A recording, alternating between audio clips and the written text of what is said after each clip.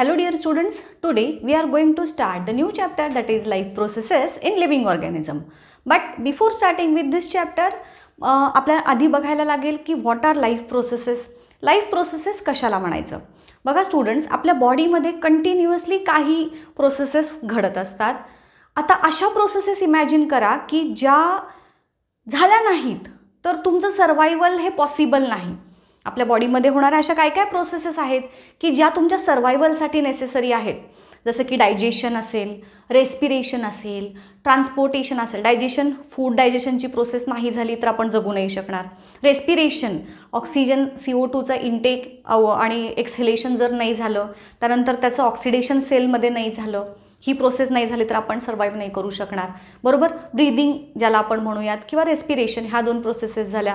त्यानंतर लंग्सचं function, एक्सक्रीशनचं functions, ह्यापैकी कुठलंही फंक्शन जर आपल्या बॉडीमध्ये परफॉर्म झालं नाही तर we are not able to survive. मग अशा प्रोसेसेस की ज्या आपल्या सर्वायवलसाठी नेसेसरी आहेत त्यांना म्हणायचं लाईफ प्रोसेसेस. हे लक्षात ठेवा. लाईफ प्रोसेसेस हे तुम्हाला टेक्स्टबुकमध्ये नाही सांगितलेलं आहे, डायरेक्ट सुरू केलेलं आहे. बट हे माहिती असणं गरजेचं आहे तुम्हाला की लाईफ प्रोसेस कशाला म्हणायचं. तर these are the processes necessary for survival. आपल्याला जगण्यासाठी जर ह्या प्रोसेस काहीच झाल्या नाहीत तर we are not able to survive. कुठल्या कुठल्या सांगितल्या? रेस्पिरेशन, एक्सक्रीशन, डायजेशन, त्यानंतर इवन रिप्रोडक्शन ही देखील तुमची लाईफ प्रोसेस म्हणता येईल, कारण त्याच्यामुळेच तर आपला जन्म झालेला असतो. सो ह्या काही प्रोसेसेस त्यांना म्हणायचं लाईफ प्रोसेस. ही कन्सेप्ट कळाली का बघून घ्या. आता आपण प्लांट्स ॲज वेल ॲज ॲनिमल्स यांच्यामध्ये होणाऱ्या वेगवेगळ्या लाईफ प्रोसेसेस स्टडी करणार आहे. यापैकी जी पहिली लाईफ प्रोसेस आपण शिकणार आहे it is transportation in plants. आता ट्रान्सपोर्टेशन कशाला म्हणायचं? आपण आपल्या डे टू डे लाईफमध्ये ट्रान्सपोर्टेशन हा वर्ड ऐकलेला असतो. कशाशी रिलेटेड असतो रे तो? Transportation system. हे जे वर्ड्स असतात स्पेसिफिक ते आपण कुठं यूज करतो? तर जिथे एखादी व्यक्ती किंवा एखादी वस्तू एका ठिकाणाहून दुसऱ्या ठिकाणी आपण नेत असतो. त्या कन्सेप्टशी रिलेटेड ज्या ज्या काही सर्व्हिसेस येतात त्याला आपण ट्रान्सपोर्टेशन म्हणतो. मग वेगवेगळ्या वस्तू एका गावातून दुसरीकडे नेतोय आपण, एका ठिकाणाहून दुसरीकडे नेलं, इट इन्क्लूड्स अंडर ट्रान्सपोर्टेशन. मग इथं काय म्हणत आपण? ट्रान्सपोर्टेशन म्हणजे मूव्हमेंट ऑफ. आता इथे आपण प्लांट्सशी रिलेटेड बघतोय किंवा ॲनिमल्समध्ये पण. मग इथे आपण स्पेसिफिकली त्या वस्तूंच्या बाबत जे आपल्या बॉडीमध्ये सिंथेसाइज होतात त्यांच्या बाबत आपण कोरिलेट करूयात. Movement of substances from one part of body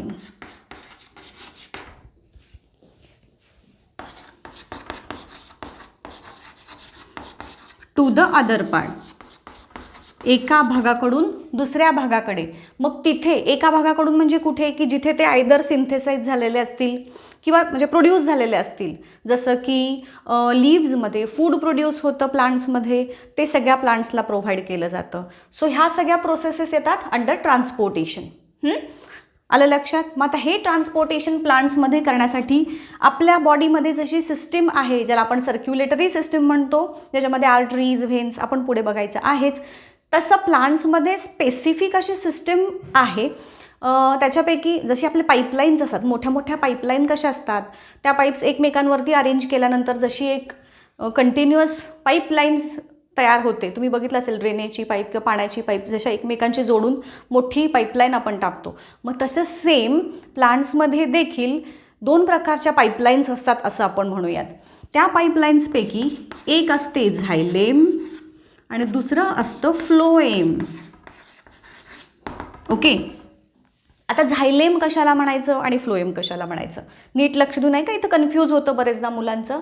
झायलेम जे आहेत ते आर वॉटर कंडक्टिंग टिश्यूज आणि फ्लोएम जे आहेत these are food conducting tissues. Xylem water, phloem food. F F फ फ असा उच्चार होतो ना, त्याच्यावरनं लक्षात ठेवा. कारण बरेचदा तुम्हाला कोरिलेशनसारखे क्वेश्चन्समध्ये विचारलं जातं की जर झायलेम वॉटर असेल तर फ्लोएम फूड काय, किंवा जर फूडसाठी फ्लोएम असेल तर वॉटरसाठी काय, अशा प्रकारचे क्वेश्चन्स, किंवा मॅच द पेअर्ससाठी वगैरे हे विचारलं जातं. सो एफ एफ फ फ असा उच्चारवरनं फ्लोएम फूड लक्षात ठेवा, म्हणजे झायलेम वॉटर तुम्हाला आपोआप लक्षात राहील. So xylem are the water conducting tissues and phloem are the food conducting tissues. म्हणजे वॉटर कंडक्टिंगची पाईपलाईन वेगळी, फूड कंडक्शनची पाईपलाईन वेगळी, असं थोडक्यात लक्षात ठेवा. ह्या डेफिनिशन्स तुम्हाला 1-1 मार्क्ससाठी विचारल्या जातात. ओके, आता हे जे ट्रान्सपोर्टेशन आहे प्लांट्समध्ये हे कशाबाबत, तर बघा आपण सॉईलमधून वेगवेगळे मिनरल्स, ज्याला आपण फूड मटेरियल्स म्हणतो, प्लांट्स, वॉटर, हे सगळं ॲब्झॉर्ब केलं जातं. लीव्समध्ये होणारं जे फूडचं सिंथेसिस आहे, फोटोसिंथेसिस प्रोसेसमधून जे फूड तयार होतं त्यासाठी देखील ट्रान्सपोर्टेशनची गरज असते. मग ह्यासाठी हे 2 वेगवेगळ्या टाईपचे टिश्यूज जे आहेत ते प्रेझेंट आहेत for conduction of minerals or food आणि वॉटर. आता सगळ्यात आधी आपण बघूया ट्रान्सपोर्टेशन ऑफ वॉटर.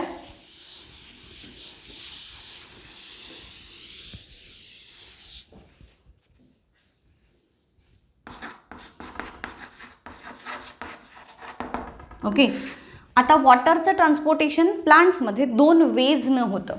त्यातला पहिला जो वे आहे इट इज रूट प्रेशर. आता रूट प्रेशरमध्ये एक्झॅक्टली काय होतं, प्रोसेस समजून घ्या. आपले जे प्लांट्सचे रूट्स असतात ते सॉईलमध्ये एम्बेडेड असतात, बरोबर. आता हे जे सॉईलमध्ये रूट्स आहेत त्या रूट्सच्या सरफेसेसवरती देखील बारीक बारीक स्ट्रक्चर्स असतात ज्यांना आपण रूट हेअर म्हणतो. आता हे जे रूट हेअर आहेत ते काय करतात, they are in contact with soil.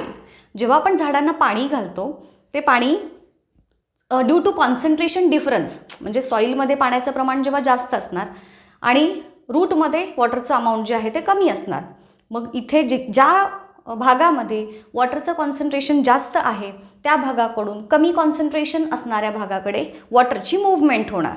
हे तर तुम्हाला माहितीच आहे, by the process of diffusion. मग आता इथे जे रूट हेअर आहेत, सपोज हे रूट आहेत, ओके, आणि हे रूट हेअर आहेत. आता इथे आहे सगळी ही सॉईल. आता वॉटरचं कॉन्सन्ट्रेशन सॉईलमध्ये जास्त आहे, रूटमध्ये कमी आहे. So this water which is present in soil molecule will get transported or will get moved towards the root hair. Root hair त्याच्यानंतर मध्ये जो आहे तो कॉर्टेक्सचा पार्ट असतो. कॉर्टेक्स म्हणजे आतले जे झायलेम फ्लोएम हे कंडक्टिंग टिश्यूज आहेत आणि रूटचा जो सरफेस त्याच्यामधली जी जागा आहे त्याला म्हणायचं कॉर्टेक्स. ओके, मग आता ह्या कॉर्टेक्सकडून पुढे हे जातात झायलेमकडे. मी डायग्रॅम अगदी प्रॉपर ॲक्युरेट नाही काढत आहे, फक्त तुम्हाला समजण्यासाठी ही लक्षात ठेवा. आता एक मिनिट इथे हे जे झायलेम आहेत मी तुम्हाला सांगितलं पाईपलाईनसारखे असतात. सो इथे आपण मी पाईपलाईन दाखवते. मध्ये इथे कॉर्टेक्स, अजून एक टिश्यूचा लेअर आहे आणि मग इथे आपल्याला झायलेमची जी पाईपलाईन आहे ती दाखवलेली आहे. मी तुम्हाला इथं समजण्यासाठी एकदम शॉर्टमध्ये दाखवते. वॉटर पहिल्यांदा कुठे एंटर झालं, इथे आपण साईड बाय साईड त्याचे एक फ्लो चार्टसारखं काढूयात. बघा, वॉटर इन सॉईल. तुम्हाला जेव्हा शॉर्ट नोट विचारली जाते तेव्हा हे लक्षात ठेवा, हा फ्लो चार्ट लक्षात ठेवा आणि याच्यावरून तुमचा आन्सर तुम्हाला तयार करायचं आहे. सगळ्यात आधी वॉटर इन सॉईल, तिथून ते कुठं जाईल, रूट हेअरकडे. कशामुळे, तर due to difference in concentration. रूट हेअरकडून ते पुढे कॉर्टेक्स, तिथून झायलेम ऑफ रूटकडे जाईल. ओके, झायलेम ऑफ रूटकडून म्हणजे रूट हेअरमधल्या सेलकडे आहे हे लक्षात ठेवा. तिथून हे झायलेमकडे गेलं. आता इथं काय झालं बघा, प्रत्येक प्रकारच्या ट्रान्सपोर्टेशनच्या स्टेपमध्ये समजा आता ही रूट हेअरमधली सेल आहे. एका सेलमध्ये जेव्हा वॉटर मोलिक्यूल एंटर करेल, for example this is one cell in which water is present. आता वॉटर एंटर झाल्यामुळे ती सेल काय होणार, बल्ज होणार, फुगणार आणि तिच्या आजूबाजूच्या सेल्स ज्या आहेत त्याच्यामध्ये वॉटरचं प्रमाण कमी आहे. मग आता काय होईल बघा, due to entry of water this cell will get bulged, फुगणार. आणि फुगल्यामुळं काय होणार, तिच्यामुळे आजूबाजूच्या सेल्सवरती प्रेशर निर्माण होणार. आता ह्या प्रेशरमुळं काय झालं बघा, या आजूबाजूच्या सेल्सनी त्या ज्याच्यामध्ये वॉटर आहे त्या सेल्सला दाबायला चालू केलं. दाब आला ना बाकीच्या सेल्सचा, मग त्यामुळं काय होणार, वॉटर या सेलमधून पुढच्या सेलमध्ये गेलं. तुम्ही इमॅजिन करा की एखादे खूप गर्दीचे ठिकाण आहे आणि त्या गर्दीच्या ठिकाणाहून तुम्ही जात असताना, जसे आपण चेंगराचेंगरीत खूप दाब होतो, एखादे तुम्हीच उभे आहात आणि आजूबाजूच्या लोकांच्यावरनं जेव्हा तुमच्याकडून दाब येत असेल तर तुम्ही आपोआप पुढं जात आहे. गर्दीमध्ये आपण म्हणतो नुसतं जाऊन उभारलं की आपण आपोआप पुढं जातो. तसं सेम वॉटरच्या बाबतीत होतं. काय झालं, ह्या सेलमध्ये वॉटर एंटर झाल्यामुळं त्याच्यावरती ॲडजसंट सेल्सचं प्रेशर डेव्हलप झालं. Due to that pressure the water will get moved from to the other cell. मग ही प्रोसेस सेम कंटिन्यू होत राहते. झायलेमपर्यंत गेल्यानंतर देखील हीच प्रोसेस कंटिन्यू होते. मग झायलेम ऑफ रूट तिथून जातं ते water to the xylem of stem. रूटच्या झायलेमकडून कुठं गेलं आता ते पाणी, वरती, towards the xylem of stem. Xylem of स्टेमकडून पुढं ते जाणार झायलेम ऑफ लीव्ह.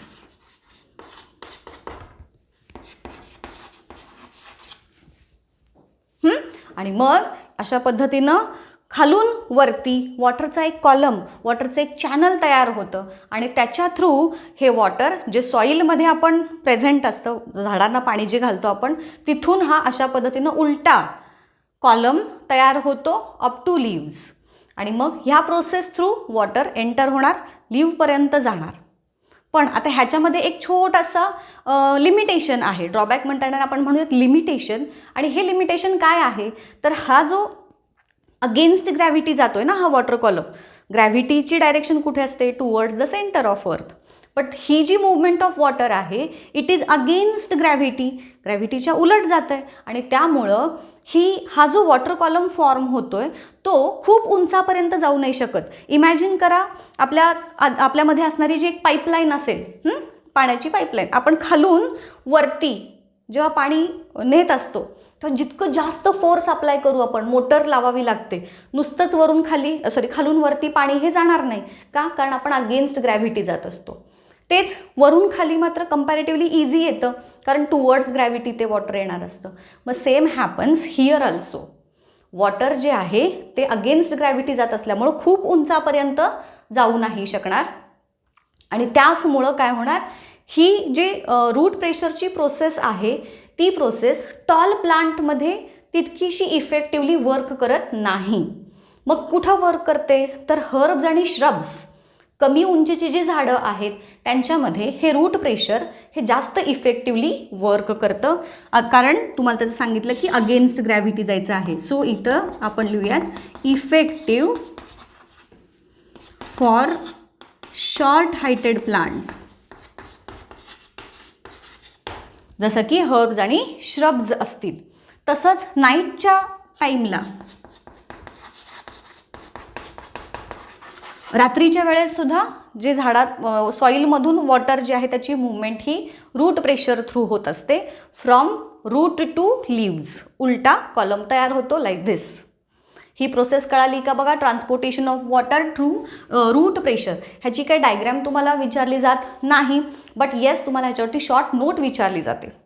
मग त्याच्यामध्ये ही जी मी इथे तुम्हाला फ्लो चार्टमध्ये दाखवलं आहे, मग त्याच्या थ्रू तुम्ही एक्सप्लेन करणार, कसं करणार. Water is present in the soil, जसं मी तुम्हाला आत्ता ओरली सांगितलं ते तुमच्या ओन लँग्वेजमध्ये तुम्ही लिहू शकताय. त्याच्यासाठी रेफरन्स म्हणून तसं तुम्ही मराठीमध्ये किंवा इंग्लिशमध्ये पॉईंट्सवरून स्टोरी लिहिता की नाही, तसं ह्या पॉईंट्सवरून तुमचं आन्सर लिहायचं. तिथं तुम्ही येस तुमच्या ओन वर्ड्समध्ये लिहू शकता, but those words should be scientific, हे लक्षात घ्या. सो ह्या पद्धतीनं लक्षात ठेवलं की तुम्हाला इझी जाईल हे ट्रान्सपोर्टेशन ऑफ वॉटर लर्न करायला. इथेच थांबणार आहोत आजच्या लेक्चरमध्ये. आपण नेक्स्ट लेक्चरमध्ये ह्याचा पुढचा part that is transportation of food आणि दुसरा जो कॉलम आहे दुसरा जो वॉटरचा प्रकार आहे ट्रान्सपिरेशन पूल, हे 2 पार्ट्स आपण नेक्स्ट लेक्चरमध्ये बघूया.